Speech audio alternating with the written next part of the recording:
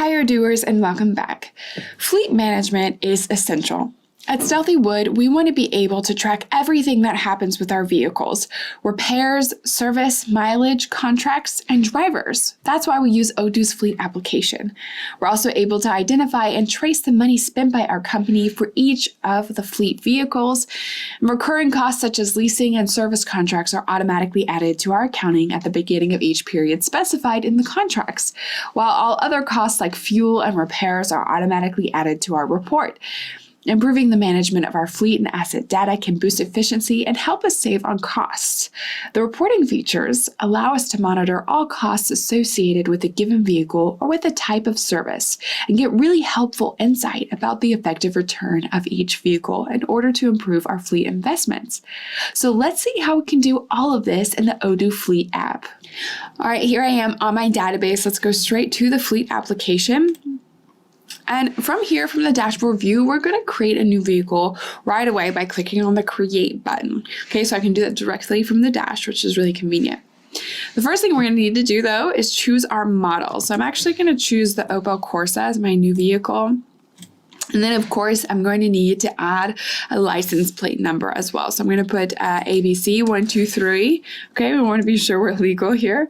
Okay, and then I'm going to add some tags as well. And this will help me easily search for my car, or the type of cars that I have. So, for example, if I just want to look at my employee cars, I can search for this tag. And if I want to create a new tag on the fly, for example, if I want to add a tag for the color or something else, I could just type it here and then create that tag just like that. Okay, then we can go ahead and add the driver information. So the first driver for this car will be Adrian. Okay, but I already know who will take this car over when he's not using it anymore, and that's going to be Audrey Peterson. Okay, so I already have that planned, and whenever I'm ready to change the drivers, I can apply the change by clicking on this button. So that's convenient. All right, we can also select if we would like to change, or if we plan to change the car. You can add the assignation date and the location. So I'm just going to put USA because this is for Stealthy Wood USA. All right, then we can go ahead and add some vehicle information. Now you see that the fields that are mandatory are those which are in bold here. Let's go ahead and add a few kilometers to this car. It's still pretty new, so I'm only going to say 500. I'm also going to add the chassis number, which is the vehicle identification number. And if you're not sure what some of these fields are, you can always hover over the field to have a small definition. Okay, so for example, if you're not sure what the chassis number is, you're going to see that definition here. Okay, and it goes for many of the fields that you have. So just know that you have that option if you aren't really sure what something is. Okay, so let's go ahead and put ABCD 1, 2, 3, 4.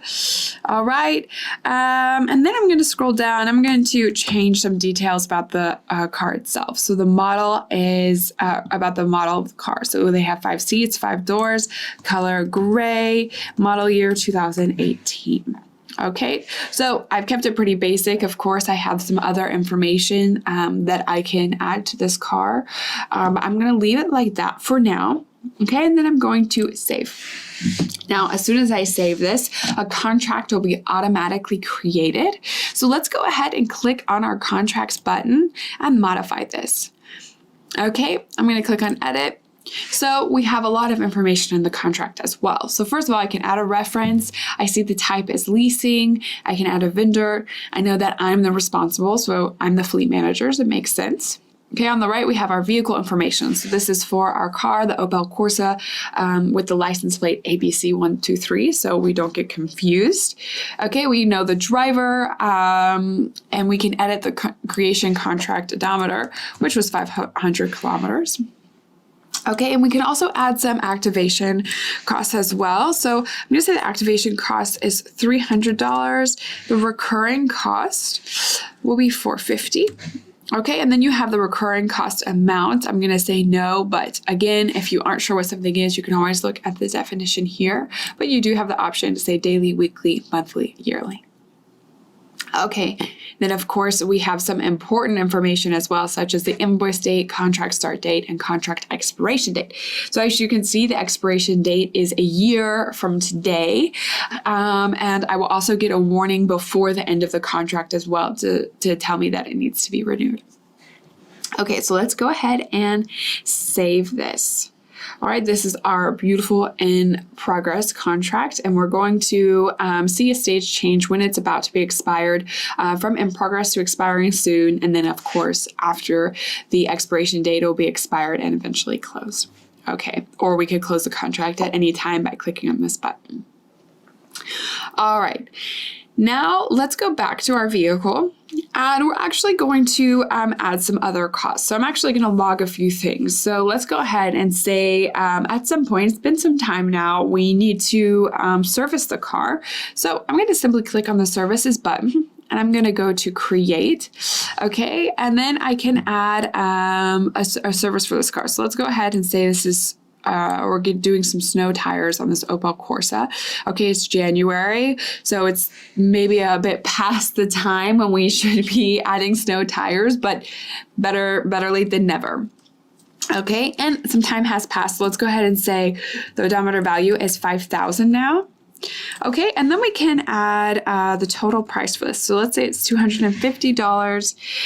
Of course, we can add the date, the purchaser, the vendor. So I'm going to go ahead and add my vendor, tire changer 2000. Okay, I've never used this vendor before, but I can create him on the fly, just like that. Okay, and then I may want to add the invoice reference as well. And then below, I can add the included services. Okay, but I'm going to leave this the way that it is for now. And go to save. Now, if at any point I want to create a service for any other car, or I want to just create some services multiple at a time, of course I can do that by going to the service logs and creating one from there. So I don't always have to go to the vehicle. I can go just specifically to the logs that I want to create. All right. But since we're managing our new Opel Corsa, I'll stay here for now. Okay, so we've created that service, and I'm going to go ahead and add a fuel log as well. Okay, so let's go ahead and say we're doing this at 6,000 kilometers, and we're just going to fill her up. Okay, we're going to fill up the tank. So let's say we're going to add 35 liters, and then the price per liter is going to be let's say 150. Okay, so what's really nice, as soon as I click off of this field, Odoo will calculate the total price for me. So I don't even have to worry about the math at all. I just need to remember how many liters I used and the price per liter. Okay, and then Odoo has calculated that total price for me.